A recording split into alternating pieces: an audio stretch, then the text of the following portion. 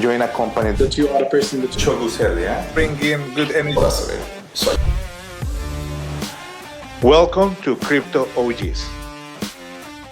Right, welcome to Crypto OGs. I'm quite excited today because we have a great guest that we've been trying to get in the show for the last couple of days, but the guy has been so busy because he's putting something together for you that's called virtual versions. And his name is Harrison. Hello, Harrison. How are you today? Man, as busy as ever, as you know. How are you? Good. You're looking good. Are you in the UK? Oh man, it's like a mini heat wave here at the minute. It's I mean, cold, right? I kind of wish I had some aircon right now, but yeah, no, it's good. Good. Hey, Harrison, I was looking. I've been looking at the website of virtual version, which is very beautiful. But also, you did an amazing, let's say, a podcast with one of your team members, which is amazing. It looked like, for me, it looked like a proper TV program. Yeah. But let's dig in because the show is about you today. Welcome to Crypto G's. Harrison, can you tell everybody who is Harrison Gwinnett? Yeah, that's how you pronounce it. Gwinnett? Gwinnett. Win it, like you're going to win it. There you go. Win it. But yeah, no, sure, man. Thanks for having me. So myself, I started in finance super young. It was probably 16, 17 when I first kind of was in the finance game. Trading, broking, just kind of in the city of London, doing as I could at that age, and progressed reasonably well. It was a fun career, only a couple of years, but met some really good people around it, and essentially built up a very small investor network then, and took them into my own project. So I before kind of Web3 building, I was building a Web2 business, which was predominantly a competition company. We used to fly around the world and give away cash prizes and luxury watches and all sorts. It was super fun. Yeah. But we scaled it rapidly. The last year of it, I exited about 3 years ago now. We was on FIFA 2020. We had Sol Campbell, Andy Cole, some big football players around the business as well, and generated a good return for the investors that come on as well. But really, an exited founder, been around crypto since around 2017. Some really early investments into the likes of EOS and 0x and a couple of the real early gems back then, which was crazy. But yeah, really full-time building the space last 3 years. And well, I'm busy. I thought I'd have gaps in between where it went quiet, but no, it's flat out when you're building crypto. It feels like when it's like, for example, from October last year to October in a month, it feels like being 5 years already, right? Yeah. It feels crazy. Harrison, but let's go back a little bit on time because, okay, it's 2017, you're a proper crypto G, more than 5 years in the industry, and you were doing amazing with your previous companies. You exit very well. But how was life before blockchain Web3 space? I want that people start to know you today. How was the life like, for example, 10 years ago? Like, what your background? Where did you were booked up? How was your family, etc.? Did you go always to tell them you were going to be an entrepreneur? Do you know it was like that? I've been based just on the outskirts of London my whole life, and it was always following my like dad's recommendations. Follow the money. Go to the center of London. There's money there. Follow it. See what happens. Go and explore. And that's what I've done. I mean, I walked. You never really talk about the grind, but I remember walking the streets of London for 6-7 months and pitching people on the street for work. I had no qualifications. It was stressful. But I mean, at school, I was that typical guy, like with a tuck shop and selling cookies and Lucozade and just that typical. I would say that story where it was just a hustle. It was. I know I wanted better than what we had. I was no means in a bad place, how I was brought up, but I always wanted more. And always had this feeling that I wanted to change things in the world beyond just like cash and a better life. Like I wanted to build something big. And ever since really just spoke about it more and more, manifested it. And the years have passed by and I'm kind of living it to an extent now. but yeah, always been around London. All of our teams based in London as well. We have a couple of development teams across different continents, but main core teams in the UK. And yeah, really always strive big, super big, epic big, unicorn big is what I aim for. You know what? I'm out from people from the UK. My wife is English, and then when I come across people from the UK that are entrepreneur, you think it's easy being an entrepreneur in the UK, but it's not. Why? Because the culture, the country as such, one that you play safe, right? One that you play safe, like be careful. And I remember when I started as an entrepreneur, my wife used to show me this program of the wheelie dealer. She was telling me, look, you're trying to do all this entrepreneur, trying to do sales. So that got my attention. And now when I get to know people from the UK that are entrepreneur, I take my hats off, because I know even though it's a great country to live and the government help a lot of people, deep down it's not easy to be an entrepreneur because of the culture, right? So this is what it is. But then we became even more crazy, and then we decided to jump into crypto, blockchain, Web3 space. And you said you were into EOS and a couple of good projects at the beginning. But then, yeah, that was crazy. Yeah, 2021 it was something different. That was crazy. I mean, 2017 was just a ride. It was, if anyone was around 2017, they'd know it was crazy back then. It's crazy back then. And then, how do you decide to create your own project, virtual version, which, by the way, is amazing what you're putting together. We'll probably show later, we share the screen. But tell us about what is virtual version that we heard is going to be really scheduled to be launched with the good guy from DAO Maker, my good friend Chris. Shout out to you. I think do you know what? It's always based on experience. When I went into crypto 2017-18, back then it was very detached. Everyone was looking for this kind of decentralized person solution, and we've evolved into wallets and NFTs and different ways of ownership. It's still very detached, but we're evolving, right? And when I exited the last business, we used to run like 7-figure ad budgets across Google and Facebook. Okay. And one thing that stood out to me was the amount of personal information that's shared without the person knowing. And then number two, how it's monetized, and really you can influence people too much without them knowing. And it was like, okay, so I knew I wanted to get into the realm of like a self-sovereign digital self, which really was the ID side, right? And it was then making that fun, because when I started building it, Facebook was still Facebook. No one was talking metaverse and all this crazy stuff that we see now. And I was focusing on how you could claim email data back and own your medical history. And it was just, it's cool and it's got use case, but it's not viral. So we essentially just started building the avatar space. Like, I had that kind of typical light bulb moment where it was like, okay, to make it fun, have a digital double of yourself that can be used as kind of a visual representation of your online world, and hide all of the kind of boring data in the background. You've still got all the perks of it, the monetization, the ownership, but we need like a very like sexy front facing model. So yeah, that kind of 3 years at the previous business, seeing how much personal information even just flew through our business, just opened my eyes to that whole world. And it's crazy. The money in it, number one, but two, how kind of exposed we are and we don't really realize it as well.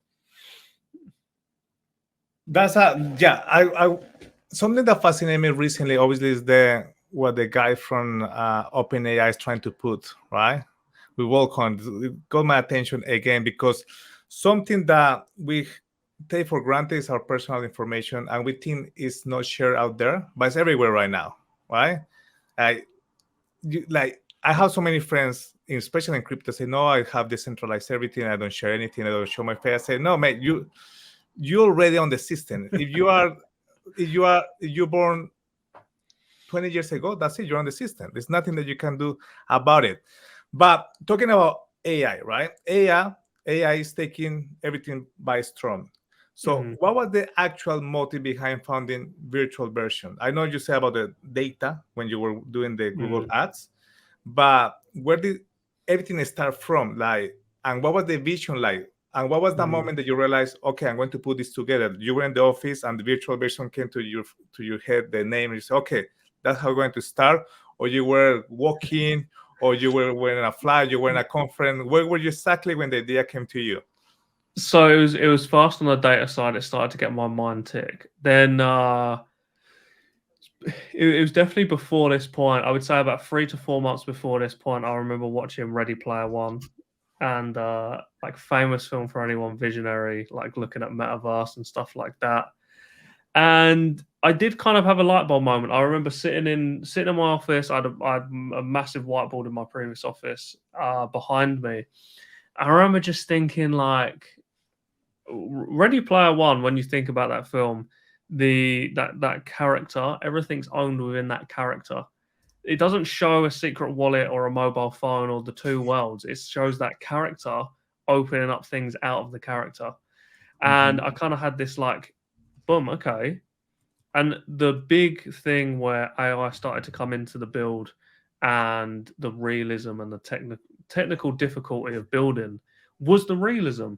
Like, we've got all these cartoonistic avatars right now, and like Ready Player One was like this, like everyone's super realistic, everyone's a digital double, it looks super gamified and sexy, everyone looks great, and that's a big challenge, right? Especially because we're all so different. I realized that when I started kind of mapping out human faces, it was like, yeah, there's a lot of things different about every person. It is. It was crazy. So it evolved, but it was definitely a light bulb moment. Like, I used to sketch faces on this whiteboard and essentially map together how I would create realistic humans. And I'd done that for about 6 to 7 months, and then spent another 18 months building it with dev teams. And then spent the last 12 months actually building towards a token launch. So it's been a ride, a lot of investment in, but it's been worth it. So worth it. And you're making big noise because it's not only the person that recommend you to interview you here. I have a couple of friends already that when they saw they saw that we're going to do a live, they said, "Oh, what do you think of virtual version?" I said, "Well, you have to wait until watch the podcast to see what do you think about it." But people start to like the project and the concept. But as I said from the beginning, they like that interview that you put on the website, make it really cool. But I have a question for you. It's nothing related to the token or to virtual version. It's related to people. So this happened to you before, like you go to a party or you go to a conference and there's always to tell you this, hey, Harry, I think so I know you're from somewhere, or I seen you before, or you're exactly like my cousin, or you're exactly like somebody studied at uni. How are you going to do that regarding virtual version? You know, how the people are going to get into the metaverse and do confuse with each other? How the people are going to find out that that's the real you? Going back to really one player, you know, because the girl, the main character, she had a scar, right, in the real world, and she was without the scar in the metaverse. So this question just came to me. So what are your thoughts about this? Like, how are we going to able to make possible that people that get into the metaverse or virtual worlds, they know who is who, right? Yeah. And who is the real who? Yeah, no, it's true. And there's kind of two sides to it. We have, how we've built is that we have virtual versions. So that one set avatar is a direct double of you. It's created from an image of your face, and that's your like truest digital representation. And then we have the ability to add characters. So you can add gaming characters for your Twitter, your NFTs, however you want to come across in a social landscape. But essentially the backed ID is still with the virtual version. So that virtual version, you can go into Google Meets, a meeting like this where you want to show who you are and use that. But when you go into a gamified landscape, you go in as a character. But it's very important to link them to. It's part of that ID still. It's just a persona that you have. So you always really link back to the virtual version, because it will start getting into the world that we are in now. Like, there's a lot of bots, there's a lot of fake actors, there's a lot of multiple duplicate accounts, and we really don't know who's real, who's not. And the only way we can really avoid that is still having that verified ID as one. but still allowing people to go crazy. Like, I think limiting people's crazy thoughts on what they want to be, especially in virtual worlds, is kind of hard to do. And it doesn't need to be done. But as long as that character, that kind of different persona you have, links back to a verified version or a verified ID avatar of yourself, then you're still staying true to yourself, right? Because I mean, even with that video that you talk of, that video we recorded just over 3 years ago, and it was very hard to position what the business was going to be about. And we said we're building it for the people. It's being built by people to deliver a real solution so people can have a self-sovereign ID. And it was all about bringing people back to love themselves as a virtual version. That was the main mission from day one. So, how do I mean, Harrison? That video that's on the website, that was 3 years ago? That was before Meta, before all the, I'm not going to name it, but all the metaverse in Web3 pop out 2 years ago? Yeah. Wow. Yeah, I think we probably re-uploaded it like a year ago, year and a half ago. But yeah, original recording date was about 3 years ago. Ah, wow, that's amazing. I didn't know that. You see, something that got me by surprise. And something that's getting people surprised right now is actually, it's not only the artificial intelligence or the meta world, let's call it that, or metaverse world, is the VR. For me, VR is something amazing, but also augmented reality, something that it can potentially also change the scope of how we interact with people and how we interact with e-commerce or with shopping experience, right? So in your opinion, or what do you think virtual versions contribute to the ever-growing VR and AR landscape? Because it's popping out and it's not slowing down, correct? Yeah. We build in VR, we build in games, we build everywhere. But I'd say the best way to think about virtual versions is a portal. So there's not one virtual space that you can't put an avatar. Not one. You can put it here. I mean, I could be talking behind my avatar. Games, profile pictures, how you identify, however you want, you can go anywhere with them.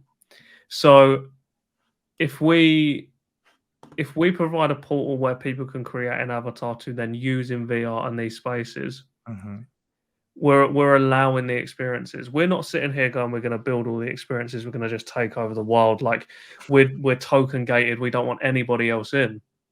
But what I'm very good at, and same with the previous business, we had about 1.2 million active players every month at the last business. Wow. So user growth, numbers, attraction, like building numbers is something that we need in crypto. And I've engineered the whole virtual versions, the first initial app to bring users. And then we have a bunch of partners we plug into, a bunch of really like cool, like Qcoin Labs backed metaverses and all sorts of people we're partnered with. And that will naturally drive to VR in all these spaces. We've built some pretty cool experiences ourselves, but I think it's time to just really drive numbers in and share with the whole space. Because right now we need the kind of Web 2 members coming in as well as Web 3. So we're kind of trying to push this in ourselves as really the portal for everyone to come in. I like it. Like you're going to be the portal of portals, basically. Yeah. I say it to people, right? It's like we're like the software version of what the iPhone is. You pick up your iPhone, you type in a password, and you're met with a bunch of apps, right? Them apps can be taken as different virtual worlds. You hit your device, you have your avatar, seed phrase, password, and you can navigate into multiple virtual worlds with ease. That's exactly what Apple does. And it's just a software version of that that's decentralized. Wow. So instead of having apps like in the iPhone or dApps, like decentralized apps, you will have maps, that's metaverse apps, right? I like that. Map, I might take that. The copyrighted now. Harrison, but look, you're an OG also in virtual version, virtual reality, metaverse, how many people call it different way, but virtual reality is not new, right? It's like the concept is old. Like I remember I was playing years ago. I can't remember the name of the game, but I used to have a goggles and it was in PlayStation 2. I can't remember. But yeah, that was a long time ago. But now what you're trying to achieve is something that probably people think is easier because probably Meta is doing it, right? Meta as the company. Or for example, the guys from PlayStation, because they're putting games together and you put the goggles and then you drive the car or you kill zombies. But it's not that easy, right? Like virtual reality and AI are has very unique, complex fields. So what are some of the difficulties that you have encountered in the early days, and how did you overcome them? And you were early days before everybody started to talk about metaverse and virtual version, right? Do you know what? That was the biggest thing when we was talking about and saying, "Watch Ready Player One, you'll get it." Like that's what we're building. That's what the future. People were like, "You are crazy. Like it's not going to happen. Like it's like it doesn't make sense." So really getting people to understand very early days was a big problem. But one thing that was around in crypto as a problem at that point, just not in this way, was interoperability. We still had wallets, we had different integrations, we had ways of navigating across spaces, and we're starting to now, like MetaMask and these things allowing you to connect to get in there. But in avatars and virtual worlds, there was still this barrier. Like Decentraland, perfect example. To go into Decentraland, you can link your MetaMask, but then you need to go and create an avatar. And you can sign into PlayStation and you can go into GTA, but then you need to create an avatar. And you have all these personas everywhere you go. So the biggest challenge was, okay, we're going to create these avatars in one's 3D engine, which for us is Unity initially, for mobile creation. And how can we make it go to Unreal? How can we go into PlayStation? How can we go into console? How can we go into PC? How can we go into VR and AR? That by far was the most complex thing we could do, because to make the user experience seamless, a person had to come and take one image, but then be taken across absolutely everywhere at different renders as well, different realisms, different frameworks. And that was a minefield back then. It's getting more easy now because of AI, because of everyone knows about the space. There's solutions coming out a lot more frequent. But back then it was, I mean, it wasn't impossible because we made it happen, but it felt it at times. But basically, you were creating something that nobody has created, and before everybody started to talk about it. I remember talking about the avatar. Something that I found very frustrating is creating avatar for each different social media platform and also the video games. Look, my son, he's 9, but he was creating the avatar on FIFA, and he spent a lot of time creating his own avatar. And don't start me with the avatar for Fortnite, because then he buy all this skin, but there is no unique avatar. And I also player, right? I like to play video games, and every time that I have to create a new avatar, and also for the social media, like I don't use a Snapchat, but you have to create an avatar. Then Facebook, years ago, you have to create your own avatar. So something that you're doing is saving that headache that everybody has before entering into any world. So yeah, kudos to you guys that you thought something that is a problem that I had already. Yeah. Facebook are building it very well now, like admittedly, but we'll see. But between you and me, hopefully Mark Zuckerberg is not watching this. I don't like the avatars that they produce now, with all the money and engineering power. But it's good they don't hire somebody else like you guys. Yeah, it's still a good thing, right? Still a good thing. So, Harrison, this is very important because you have built companies, and now you are building community, but also you have built solutions in a technological aspect. So, what aspect of the project do you think is the most important? Let's say you can only choose one, either community, technology, or your team. I so want to pick two. Okay, so they do too. I'd say community and team, right?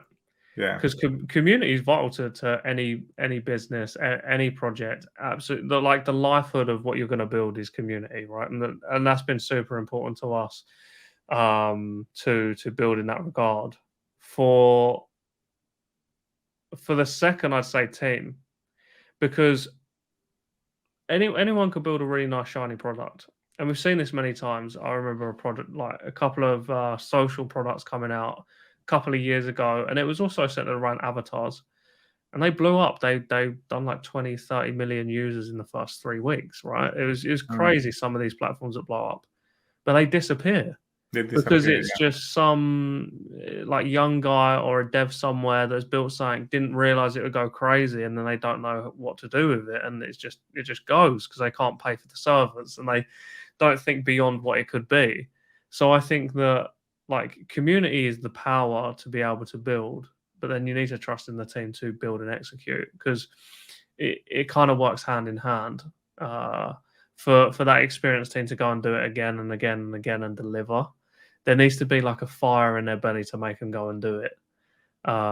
Beyond money, like money isn't the thing. You need something beyond that to trust the founder and really push beyond, and then by far community beyond that.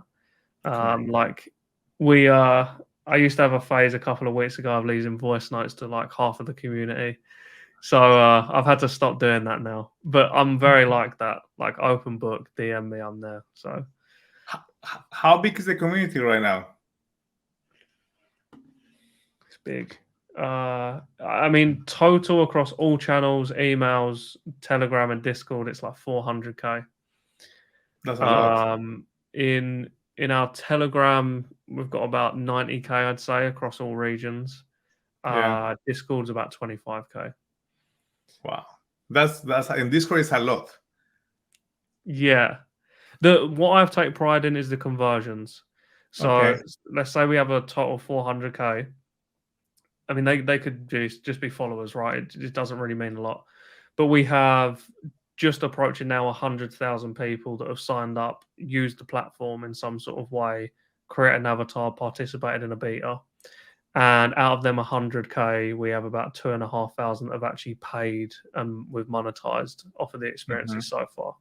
So when you look at that, it's like a 25% conversion rate to user. That's what I kind of look at, because it's hard to see real users in the space now, right? It's tricky sometimes. So wow, guys, it's not. But something that you put together, obviously, it was the experience that you had when you were running your previous business. I think that helped as well, right? Because you understand technology, metrics, inbound, outbound, all of this concept, right? yeah, oh man, it was crazy back then. But it was treated very the same. I used to have phone calls all the day, all the time, with community members and players and people around all the time. Like, they're your friends near enough. Like, it just is what it is. And then you will have them also as a virtual version friends. Would be crazy. Okay, now talk about AI. So we seen Elon Musk, talking about AI. Everybody's talking about AI. I love AI right now, but I use it for ChatGPT. ChatGPT, it helps my social media massively, and the team is very happy. I use ChatGPT for everything, especially my English not a first language. I use it just to send even WhatsApp message, so I sound more professional, right? But that's only a few.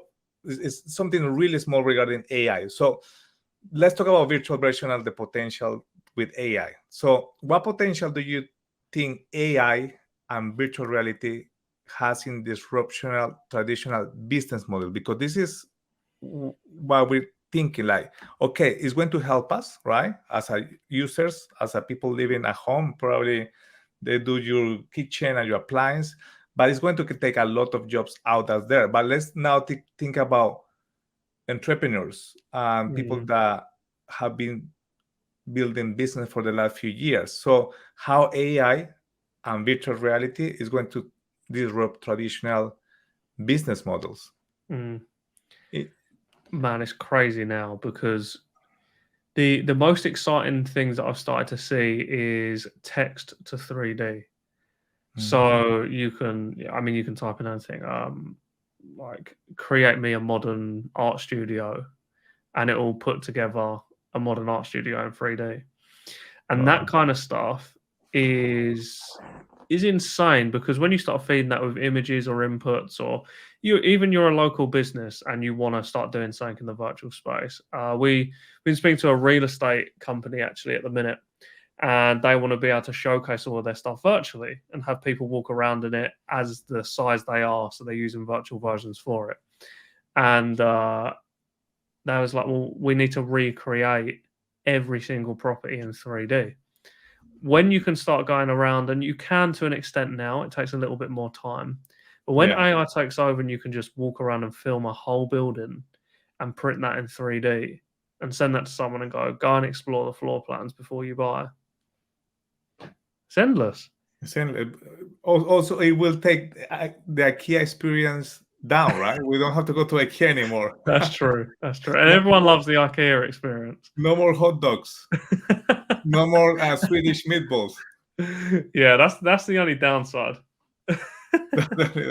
No, but in all seriousness, there's so many applications that AI, it will help, but also it won't help some humans. Let's call it like that, right? Yeah. There are also in medical applications as well, because medical like medicine and surgeons is also, even though it's health, it's a business as well.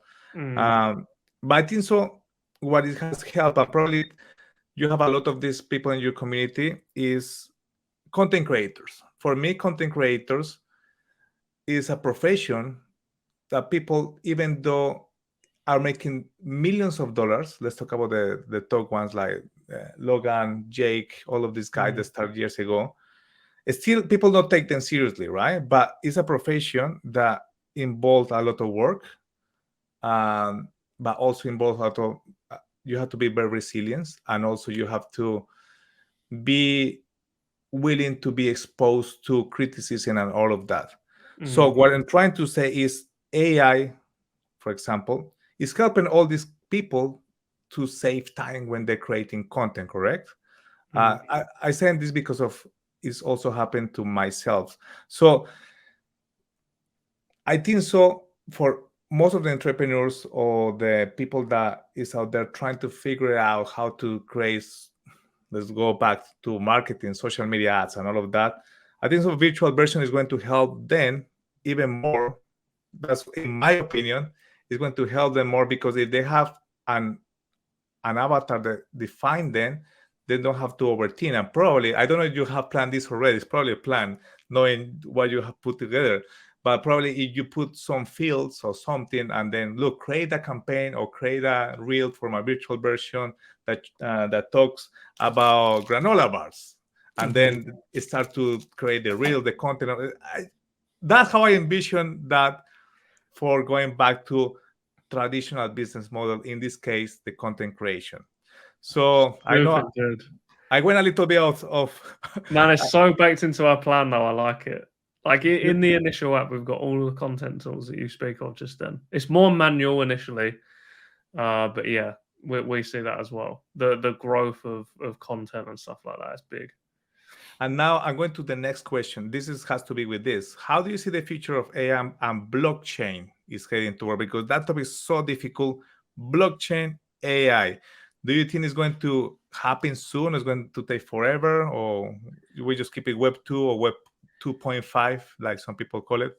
I think it will grow with time. I think it's this thing, people think it different. If we want to start using AI to build whole decentralized apps, there's going to be holes in it just because there's not enough data yet, like compared to Web 2 frameworks and information. But you can definitely pair the two in regards to a project. Like we use blockchain for decentralization, and we use AI for machine learning for the avatars. It doesn't necessarily kind of cross over in tech. They're kind of two separate pillars of tech. But still, at the same time, you can still use them within a project, and it's still very valuable. But I have started to see more and more like projects be able to do smart contracts off of AI, create NFT collections from AI and stuff like that. That is super cool stuff. It's just, I'm super keen on the real use cases, right? The deeper meaning use cases, because NFTs are great community builders, good assets, good game assets, but you need that's like a supplement to the whole brand and the business. Time will tell. It's going to get crazy. Just how crypto did, just how when AI first come out, now everybody uses ChatGPT. It's great. It's super helpful. We're going to see another wave. It's going to be a big wave. Do you know what's happening about ChatGPT and waves? I don't know if you experienced this last week or this week. I can't remember. It's still working. ChatGPT is still working like for half an hour.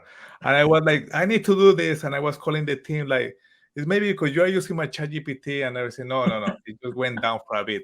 So oh my God, I have to think what I was going to say now. Yeah, it's crazy. So even if the we have to be careful as well. We have to keep doing stuff that we're not used to do, right? Yeah. Okay. Now, I know, guys, September for you is a big month, something that you've been putting together with the community, with the team, with partners, right? So what's down the road for virtual version? So any events that is happening in September 2023? Everything.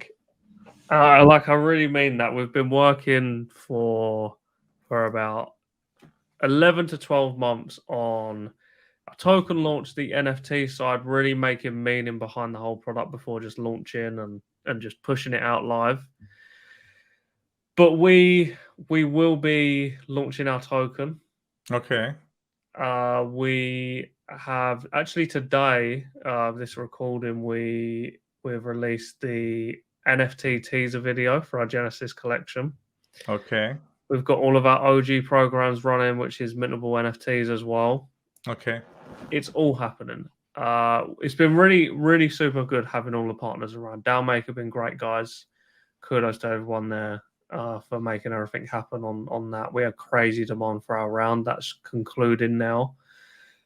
But September's going to be busy. And I mean, really from Monday onwards, it's going to be crazy. Are you going to go to Singapore? No, you're going to stay. We was planning to, but the team needs to be together. Yeah, they need to be together. Too busy. Like we was gonna actually go and see DAOmaker, the team, our market makers, all the people around to actually sit down together. It's just too busy. Too busy. But it's a good busy. Yeah. It's a good busy. It's a good busy. For the record, guys, you're watching this on not live. Today, the 7th of September. So just in case you're going like, I couldn't buy anything. The 7th of September 2023 is 7:38 p.m. Okay, so just in case. You never know, right? So something that you go, let me just show the people here right now, because people will understand what we're talking about when I share my screen. 1 second before. I have 2 more questions for you, Harrison, and then I'll let you go because now you're busy. Probably the team is calling you right now, sending Discord, Telegrams. Man, I love these AMAs. They're great. Twitter, DMs, everything. I need to make sure I share in the right tab. That happened to me. Okay, there you go. Share. What? Yeah, this one. Okay. So, guys, this is because I want to make sure people understand which one of the real channel, which one on the real channel, right? This is the main website, virtualversion.xyz. I will recommend everybody watching this or listening to this podcast go into the website virtualversion.xyz. By the way, Harrison, my kids, they take the mic of me how I say virtual version. Anyway, so it's virtual version with V for Victor. Okay, so go there, and the first thing that you will see is all the socials. So you will see Twitter, Instagram, Facebook, YouTube, Discord, Telegram. So go only to this one. Don't go to another ones. So be careful and watch the video that is here. The video that Harrison was talking about, that record 3 years ago between any metaverse or any company we're talking about this. And you scroll down, you can join the community and explain more about, and then it show you some virtual version of people which are very good. Harrison, by the way, I don't know who is this guy, but he looks, when I met him, will be good. And then this part is very important, Harris. I love this part of the collectibles, or let's call it like digital assets. Hmm. Can we dig a little bit more into this? Because I know it's saying coming soon, but this is how, for me, the epicenter of all the solutions about metaverse or avatars being fundamental, even also for the people that play video games, like for example the skins, is how you can own your own digital assets, stop paying these massive corporations for a skin for your video game shooter, and you will never own it. So you are bringing this also into the virtual version world, correct? 100%. Yeah, we it's kind of our first step to show the power of data ownership. Like the medical history, all of that kind of crazy stuff is still so many years ahead, and this is kind of the first step. And all this stuff here we see today, we have NFTs, we have game assets, we have characters, we've had wearable collections, we've had the Nike NFTs come out, and the problem with all of them, it's just a shiny video at the minute. And the avatars bringing this all together. You can put the wearables on, you can put the shoes on, you can have the drone fly around your head, you can have the characters in your asset library and your NFTs. And it's tying it together. That's the most important thing, because we want to make all of your assets interoperable across all platforms. So you buy a skin in Fortnite and you want to go elsewhere with that, you can. There's no limit on that. To tell that to my son. So yeah, I'm very bullish into wearables or digital assets. I love that. Also, something that, before I forget, remember, but everything that we say here in the show, Harrison, I had to always make a disclaimer. Remember, guys, this is not financial advice. You have to do your own research. Very important. But you also you will have the token, right? Can we tell people when is going to be the launch? Do we have the dates or tentative dates? Or you are not allowed to say yet? It's within the first couple of weeks of September. Okay. Because we're just waiting on our like exchanges to formally announce as partners, and then same with us. We've actually got a super cool listing video coming out, which incorporates our brand. So we're not just posting images of logos. Like, we've got a super cool way to announce the exchanges. And it's like some Power Rangers stuff. Like, it's some serious video. Power Ranger. I love Power Ranger, by the way. So I'm talking about announcements because that was the other question that I was going to ask you. Like, what is the main channel that you use for announcements? Twitter? Yeah, right now Twitter's usually for the bigger ones. Often gets missed. We've started to realize with our community. Telegram is probably our most popular place. But all of our announcements really spread across. All major announcements are always in Telegram and Discord. They're across all of our socials as well. But Telegram's definitely our busiest right now. It's crazy at the minute. So before I forget, let me just share that with everybody that's watching this, because it's very important. Screen 2. I have to check the whole screen. 1 second. Yeah. Okay, so this is the proper Telegram. Remember, guys, virtual versions news. So 79,000 people. And also go and have a look. Thank you for the follow, guys. The virtual versions Twitter account. That I have a couple of good friends following you already, guys. The guy from Carbon Browser, and I think so you have Jules, from my good friend from Amsterdam. So great to see people already that's good in the industry following you guys. Harrison, okay, so let's go back again to the beginning of the conversation. We start to talk about you, right? When you were in London, hustling, selling Lucozades, right? Your dad told you go where the money is, and for the record, that's a great advice.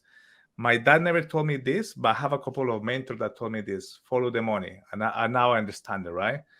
But it's also following trends, right? It's following trends and following what is everybody's talking.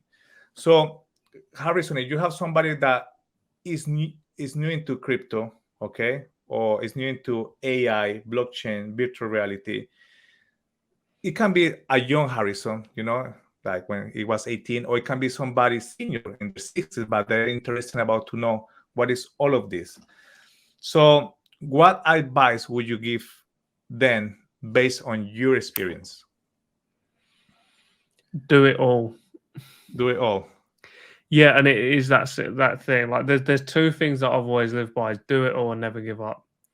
Because the thing is, you need to do it all to know what you want to do.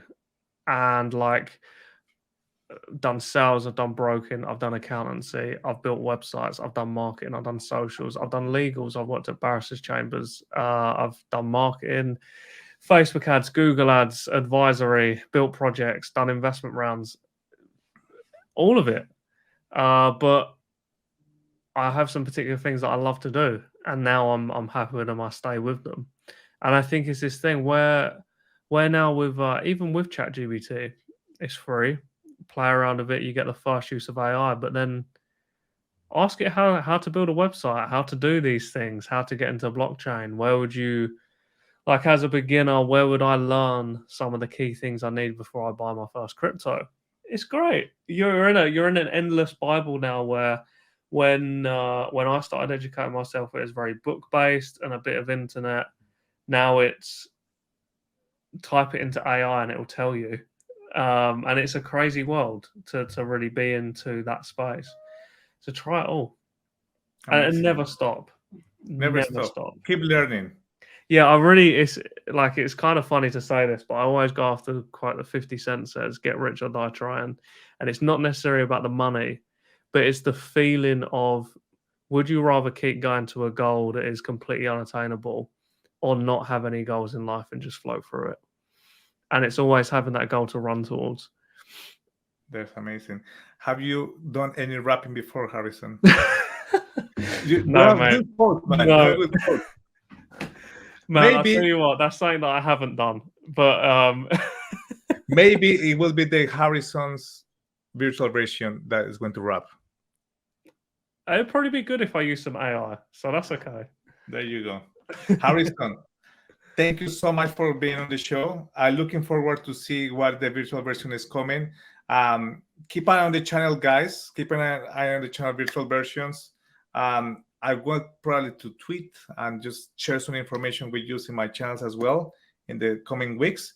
And if I don't see you, Harrison, in the next few events, I will see you in the virtual version world, man. There you go. 100%, man, thanks for the good questions. It was an absolute pleasure. Love being here. No, thank you. Great guest. And thank you so much for all the crypto G's. I hope you're having a very good beginning of the month, because the last 3 months that are coming are always good for Web3 and development. So go all in, do it all, and try dying. Well, that's what 50 Cent says. Just ignore that. Bye-bye, guys. Take care. See you soon.